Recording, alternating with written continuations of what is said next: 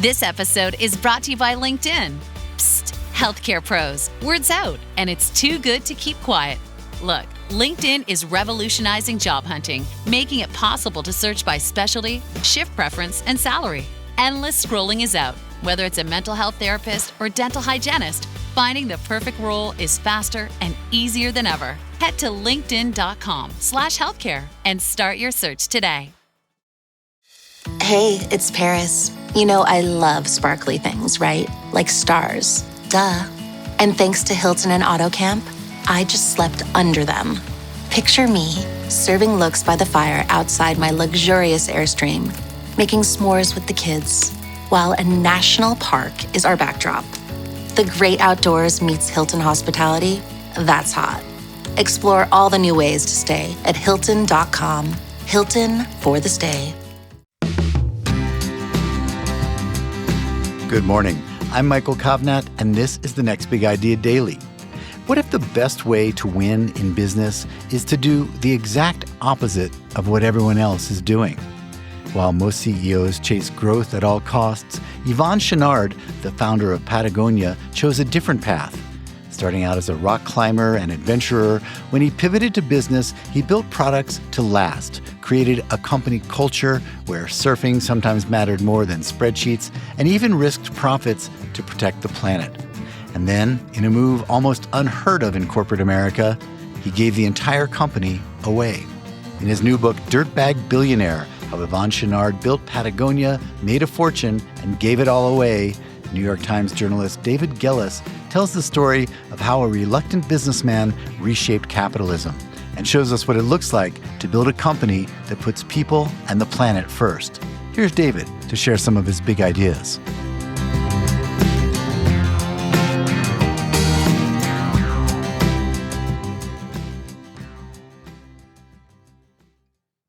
Hi, I'm David Gellis, author of Dirtbag, Billionaire, how Yvon Chouinard built Patagonia, made a fortune, and gave it all away.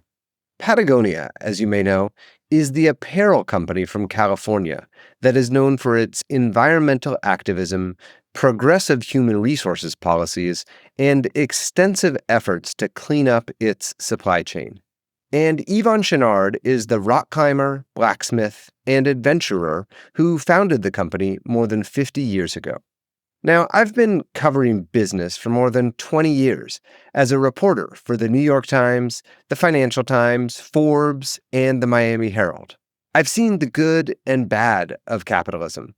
I've covered my share of charlatans, criminals, and con men. And I can say with confidence that Patagonia is a different sort of company, and Yvon Chouinard is a truly remarkable character. While many other companies pursued expansion at all costs and did whatever they needed to do to get ahead, Patagonia intentionally limited its growth, deliberately trying to strike a balance between creating a profitable enterprise and remaining a good corporate citizen. And whereas most founders look to retain control and maximize their own earnings, Chouinard did the exact opposite, empowering other leaders, donating his profits to charity, and ultimately giving the whole company away. At each step of this journey, this company and this CEO did just about everything different from the status quo, and yet somehow they still came out ahead. So from Dirtbag Billionaire, here are 5 key insights about the book and what Patagonia can teach us all. Insight number 1, quality matters. When Chouinard was a boy, his father, who was a jack-of-all-trades handyman, taught him about the importance of quality. If you buy a tool, his father told him, buy the absolute best one you can afford. That way, you can have it for the rest of your life. That's much better, he said, than buying a cheap one, having it break, and then having to replace it over and over again. That was a lesson Chouinard took to heart. Everything he made at Patagonia has been built to last. And over the years, Chouinard and Patagonia came to understand that quality was actually about much more than durability. It was also about the materials that were used in a product, the environmental impact of the manufacturing process, and the working conditions of the people toiling away in its factories. All of those things, Chenard decided, were about what it meant to build a quality product. Now, they didn't always succeed. There are plenty of examples of products that didn't work out and materials that didn't perform as expected. But at the end of the day, it was really Patagonia's holistic understanding of quality that has been a truly integral part of its enduring success. Insight number 2, create the world you want. From the moment that Chenard started Patagonia, he made it the kind of company that he himself would want to work for. He hired his friends, he created an environment where people were free to be themselves. And famously, when the waves were up in Ventura, California, he let his people put their work down and go surfing. Patagonia was also very early in creating a corporate culture where women had the support they needed. It was among the first companies to offer on-site childcare, and over the years, it's really gone above and beyond in taking care of new mothers who work at the company.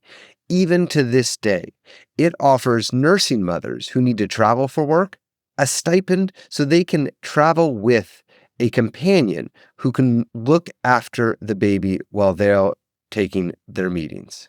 And with his philanthropy, Chenard also did the same kind of thing, spending his money on projects that were working to create the kind of world he wanted to live in.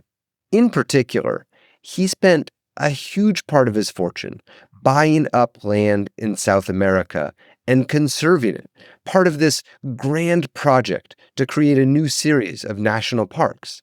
And he also spent a huge amount of his money funding grassroots environmental activists, the kind of people on the front lines of fights over rivers and dams and development and mining projects, all working to stop development that he thought would be problematic for planet Earth and create the kinds of projects that were helping build a world he wanted to be a part of. Insight number 3. Credentials don't really matter. Chenard was never a good student. He got straight D's for a spell in grade school, and he never graduated from college. Instead, he got his education in nature. On grueling climbs, he would figure out how to improve his rock climbing gear. And on long expeditions into the backcountry, he would figure out how to improve Patagonia's clothing, making it more durable. These trips often kept him away from the office for months at a time, and he called it his MBA. Not a Master's of Business Administration, the degree offered by graduate schools of business, but his Management by Absence. And most of Patagonia's other successful leaders over the years also came from similarly unconventional backgrounds. One of the CEOs started as an intern at the company, just packing boxes, and worked her way up to the top and wound up running the company for 20 years. And yet, when Chenard first gave her the top job, she knew nothing about running a company. She had to figure it out on the fly. And in the few rare instances when Patagonia did try to bring in a traditional business leader, sort of a CEO from a different company who they thought would have the conventional chops that would help them bring some order to what could be a complicated place to work, the body almost always rejected the organ, and these professional managers were never able to fit in. The lesson here was really obvious. For Patagonia, at least, more important than credentials were things like a good instinct, the ability to forge trusting relationships, and at the end of the day, hustle. Insight number 4. Money isn't everything. Early in his career, Chenard came to a critical insight. The small metal spikes he was making and which represented the lion's share of his business at the time, were actually damaging the rock walls that he and his friends were climbing. He couldn't accept that, and he decided to immediately stop making them.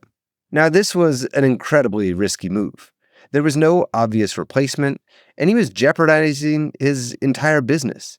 But he knew it was the right thing to do, and he didn't think twice. In time, he invented new products that were able to hold their ropes to the wall and that substituted for those metal spikes that were damaging the granite. But this decision was really an early indication that Chenard cared about much more than money. He wasn't afraid to put the lion's share of his business on the line. A few decades later, a similar situation transpired. At this point, Patagonia was making most of its money from clothes, but it discovered that the conventional cotton that it was using was toxic. It had tons of formaldehyde in it, and it was actually making its own employees sick. Chenard decided that he would no longer use conventional cotton, and he resolved to switch to organic cotton, which didn't have those toxic chemicals. But at the time, there was no supply chain for organic cotton, and cutting back on the conventional cotton was going to seriously jeopardize sales and profits. But once again, Chenard didn't think twice. He decided that they were going to do it, and while it took several years and profits did fall for some time, the company was ultimately able to make the switch, and in the end helped create a new, bigger market for organic cotton. Finally, in the twilight of his career, Chenard made a truly remarkable decision. He gave away the company. Using a complex new structure of entities and trusts, he donated the entirety of Patagonia's equity, setting up a situation where all future profits from the company would be used to support environmental causes. There was no initial public offering, no great cash out. He and his family didn't take the money and go buy homes or planes or yachts. Instead, he declared that Earth was now the company's only shareholder. Insight number 5. Contradictions are okay. Patagonia isn't perfect, and neither is Chenard. As a boss, he could be a micromanager at times, aloof at others, and he cycled through executives, often changing his mind on a whim and sowing chaos at his own company. He could be mercurial, indecisive, and elitist. He's intensely private and has no patience for small talk, and he's pretty pessimistic in his old age. And Patagonia, the company, is riddled with contradictions itself. It's a for-profit company making clothes that people might want but don't really need. It strives to take good care of its employees, but pays low-wage workers in the developing world to spend long, hot days in loud factories. It aspires to save the planet, but Patagonia uses fossil fuels that are contributing to climate change and toxic materials that are polluting the very environment it's trying to protect. This is a company that celebrates feats of extreme athleticism, but makes most of its money selling t-shirts to city slickers.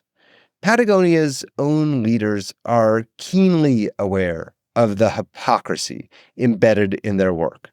The fact that they are contributing to the same problems that they are trying to solve actually drives them mad, but it also pushes them to find solutions to seemingly intractable problems. Their failings are both a source of agony and also inspiration. And they channel this frustration with their own imperfections into this drive for constant improvement. Now, again, I've been a reporter for a long time covering corporate America, and I can tell you with confidence that the self-critical business is a really rare beast. But as you'll see, this company's inconsistencies and Chenard and Patagonia's efforts to wrestle with all of these competing priorities are actually a central part of their success. Thank you, David. All right, everyone, if you got something out of today's show, please leave us a glowing rating and a 5-star review so others can find the show too. That's it for today. Hope to see you tomorrow.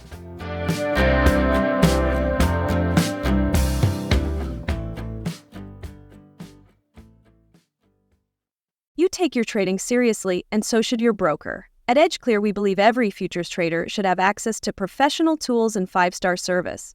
That's why we're the forward-thinking futures broker, built by traders for traders. We deliver the personalized support, transparent pricing, and modern platforms that you need to stay sharp. Visit edgeclear.com/Spotify and see why active traders are making the switch. Disclaimer: derivatives trading is not suitable for all investors.